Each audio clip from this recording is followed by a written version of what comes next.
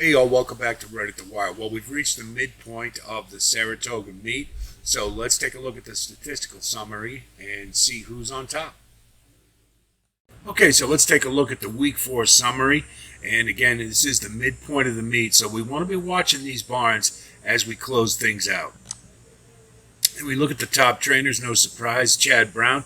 See, Linda Rice has cooled off a little bit, and Todd Pletcher's starting to heat up. Bill Mott, a model of consistency as always. And Rudy Rodriguez, he was a little slow to get going, but we noted that it looked like at the Belmont meet that he was starting to rev up, and he had a terrible Saratoga last year, so I know he's trying to make amends. So good for Rudy.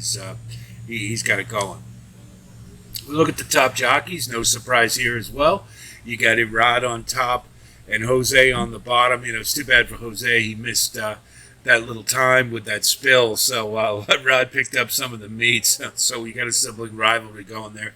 Luis Saez continues to be strong. Tyler Gaffleone, once he's moved up from Ellis Park, he's made himself he's made an impact. So Tyler's doing well, and Flavian Pratt continues to be steady. Primarily on the turf, but he's doing a good job all the way around. And the top owners, again, no surprise, Klarovich Stables. I mean, just on turf in particular, just taking everything down that's consistent. Chad Brown's biggest client, Rapoli Stables. Mike Rapoli's spread it around a little bit, I've noticed. He's got some other trainers doing some work for him aside from Todd Pletcher, but he's killing it. Always have to take them seriously. And, of course, Michael Dubb, New York owner, big in the claiming ranks, really solid stable. Linda Rice as an owner. A lot of those claims she got from Kentucky are paying dividends for. And then, of course, one of her biggest clients, Winning Moves Stables. They're always one you want to watch out for, particularly in the New York bred ranks. And then I just mentioned a couple others who were starting to heat up. Qatar Racing isn't a big surprise. They're on the national scene. But Rigney Racing, that's Phil Bauer's outfit. And as we'd mentioned earlier, Phil Bauer did really well at Saratoga last year. And this is his only client. And so since coming up from Kentucky, they're starting to heat up. So you want to be on the lookout for them. Always those smaller barns that heat up are the ones you want to watch out for. Paradise Farm's another one. Mike Maker's their primary trainer, but they do spread it around a little bit.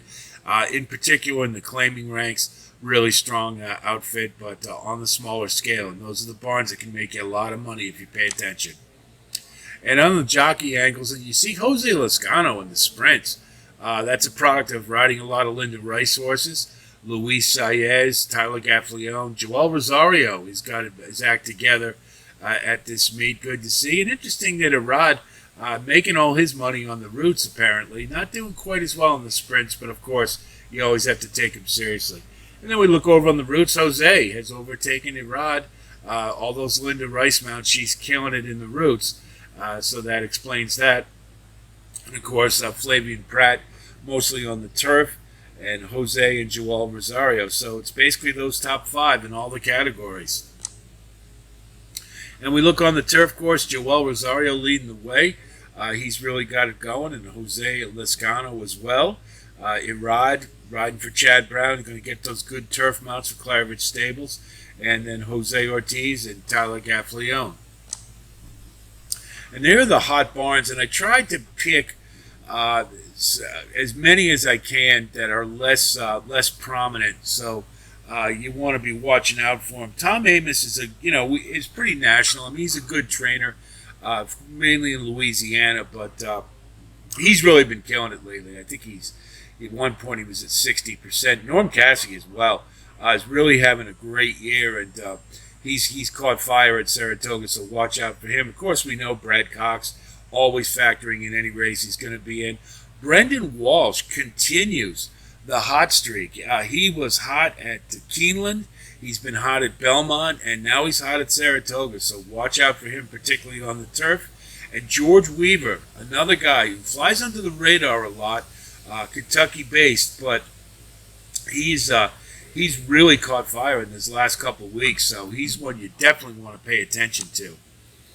And then on the main track, sprints, Rudy Rodriguez, all those claiming races, That's where he does his business, so you always want to pay attention to him in particular. Linda Rice, of course. Christophe Clement, a little unusual, but he's got a lot of good maidens he's been running out. George Weaver, as we mentioned, his barn has really caught fire, and of course Brad Cox. He's an automatic whenever you looking at any race. And in the roots, a little surprised to see Linda Rice up at the top, but again, she spread her wings and has moved away from just 2-year-olds and sprints. She's really become an all-around trainer, so it's not much of a surprise, I guess, to see her at roots. But all those claims she made in Kentucky are really paying dividends. Todd Pletcher, of course, no surprise. Chad Brown, Bill Mott, consistent as always.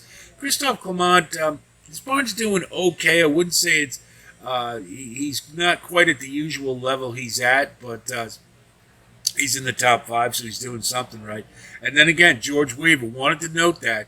You see, he's winning in 33% in roots, so he's one you definitely want to pay attention to. And on the turf course, Chad Brown, no big surprise. Claridge Stables, every time they roll him out, it seems they win. So, that's a logical. Bill Mott, Todd Pletcher, Christophe Clement, all logicals. But again, George Weaver has really caught fire, and he's doing it everywhere. So that's a barn really to pay attention to. So that's it as it looks so far at the Spa. We're at the midway point, and the usual suspects have all risen to the top, as they always do. But we do have some other players there. Jose Lezcano, in particular, has found his legs, and he's doing rather well on the jockey side. Trainer-wise, George Weaver, all the way around. Really, his barn has caught fire, so really one you definitely want to pay attention to. Some of the smaller barns that I always like to point out that really can make you a lot of money if you pay attention. Tom Amos, of course, is a bigger one. We know about him, but Phil Antonacci still a small sample size, but he's awful dangerous. So when he's got a horse in the race, you want to pay attention to him. William Morey, Tom Morley, those are a couple others that when you see them, pay attention because their barns are going pretty well. Just to name a couple, little food for thought there, but you always get an overlay with their horses, and that really makes for a nice exotic ticket. If you get them on top, then it's a pretty nice payday. So just something to keep in mind. We'll continue with our coverage of the Spa statistically as we go through the rest of the meet. We'll also continue with our daily stakes plays and the special packages on the weekend. If you do like content such as this, you can go on over to our website at runatthewire.com. We've got 2-year-old analysis, daily plays, as well as full card analysis on the weekends, and that's all for Saratoga, so it's a good resource for you. Go on over there and take a look.